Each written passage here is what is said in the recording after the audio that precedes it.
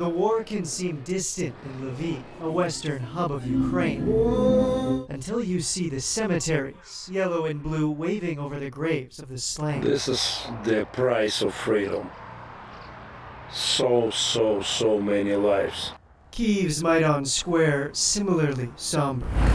The eyes can get lost in the immensity of death, each flag a life, a story. This woman sharing her brother's. Його смерть це є частина перемоги, яка нас наближує до дати перемоги.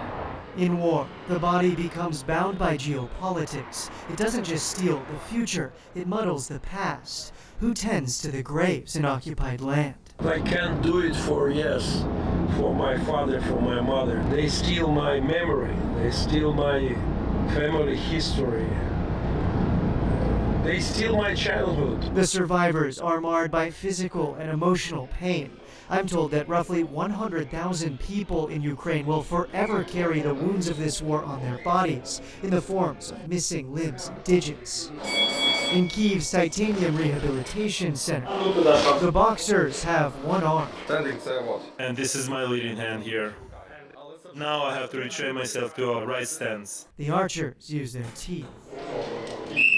They're in a friendly competition for medals, giving these veterans exercise and something to keep their minds on.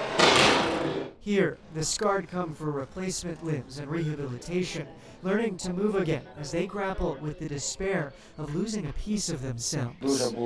First 2 months it was very depressive, obviously you have to wrestle with a lot of thoughts. How to live your life, how to adapt to this. This mural parallels the theme of this place. First, it starts with war, bloodshed, fire, and invasion. Then it transitions into a new life, rolling fields, birds, and clouds, all the way to a sunrise in independent Ukraine. They form the brotherhood of the broken, building each other up. And you understand that you're in a circle of friends, and there's so many of you around you, like you yourself, in people injured. Those literally are the wounds of war. Maybe, John, some hope in there? Absolutely. I mean, that's one of the most amazing things about going over there is seeing the resiliency of the people who are fighting the war in their own ways every day, whether they're a soldier, whether they're an artist, whether they're a doctor, they're all carrying these scars, but they're maintaining and they're also cultivating beauty. Despite that, they're growing gardens. They're daring the future to come every day, and they're being bold in that. It's that juxtaposition, that people may not understand.